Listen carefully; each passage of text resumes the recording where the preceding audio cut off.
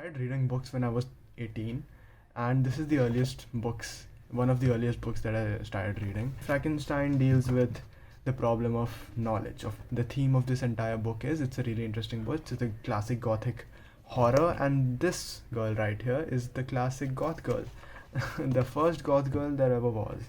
And what I learned from this entire book, was the theme of that entire book, was the problem of knowledge. And the problem of knowledge, I would soon come to know, is not a problem self evident in human civilization. It is a problem that has a source, has a definite source, and we are going to talk about that source later in the video.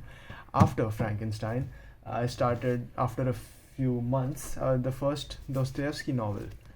I read this entire book. It was very interesting. I had never read anything like it before.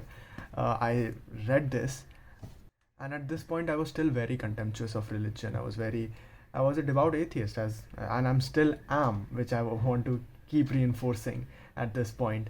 Because of being a devout atheist, this book kind of posed a problem for me. The problem was that I really liked this author. I really liked this book. Why is this man proposing religion as an answer? Why is this man proposing Christ as an answer to all the problems that he's facing, of meaninglessness, of committing a crime, of murder, of nihilism, of existentialism, of not being able to find? Why is Christ a solution to that? Because as I said, I am a devout atheist. I didn't understand what he was saying in this book.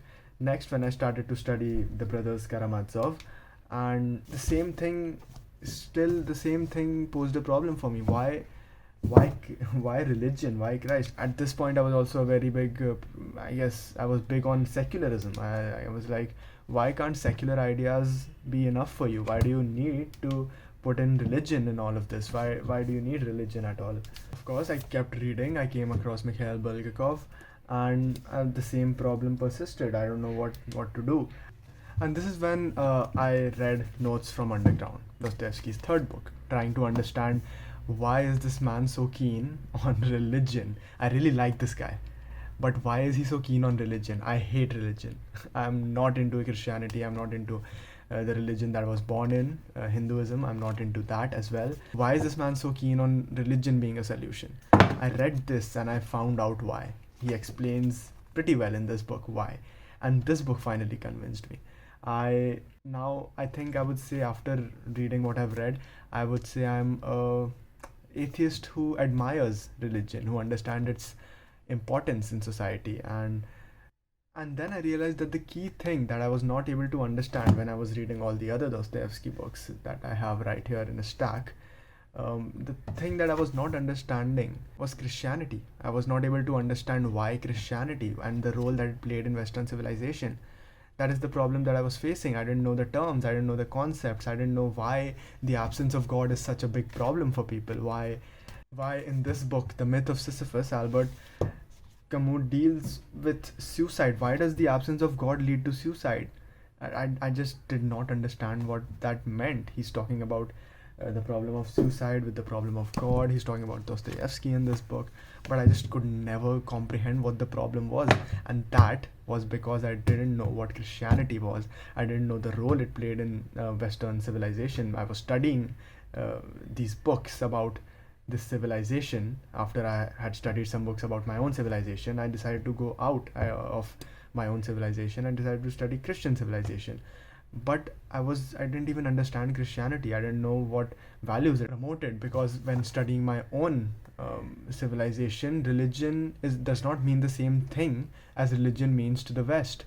Religion does not, the word religion itself originates from the Roman Empire. It doesn't and when the British came here to this and conquered us, when they took over us and enslaved us, when that happened, they imposed the idea of a religion on us, and that's the understanding that we've had of the word religion itself. That's what I realized, that their religion promotes some kinds of moral values as well, and I just didn't understand the moral values. I didn't know the Western canon. I didn't know where the Jews fit in the entire story, the Christians, what was their role, what was their origins, who was Paul, who was Peter, who was John. I'd always heard these names, all the letters that Paul wrote, the Romans, the Corinthians. I didn't know any of this. So I set out to find a solution to that problem, and To my delight, I found the greatest book that I've ever read about, I would say, anything. I came across Dominion by Tom Holland, and this book absolutely bangs. It's crazy how good this book is. It is, I can't even imagine, even in my wildest dreams, writing a book like this, because this is a work of, it's a masterpiece. It's so good, it's so well written. So when I read this, I finally understood where all the pieces fit in and why the absence of God is such a problem, and why Dostoevsky is trying to solve the problem that is facing, as in, I guess, um, nihilism or atheism. These were the biggest threats to Dostoevsky.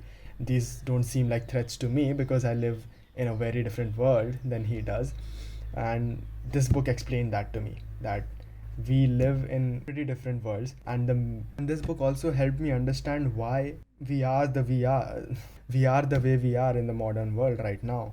It helped me gain a better understanding of Gandhi himself, which I just figured out yesterday. And I didn't think much that Christianity would have an effect on how Gandhi helped us gain our independence. But the fact that a man covered in rags, a man who was a victim, a man who was oppressed, a man who was suffering, who was fasting, came to be the biggest symbol of independence and the biggest symbol of respect during the struggle for Indian independence, is because Christianity, is because Jesus died the death of a slave.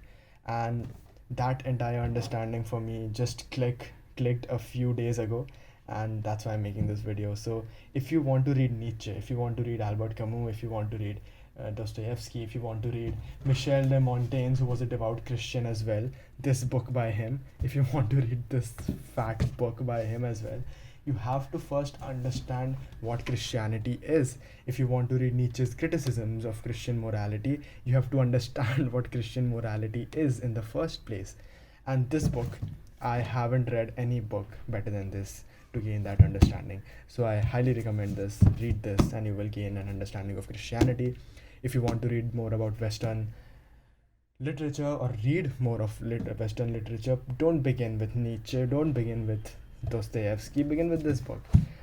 Understand Christianity, and it will be way easier to understand Dostoevsky, Camus, or any other philosopher that you might want to read, Montaigne, or you might want to read Emerson, or Henry David Thoreau if you want to read this guy, or understand the values that capitalism promotes, and how that entire thing fits under Christianity, how socialism fits under Christianity, where socialism and communism got their values from.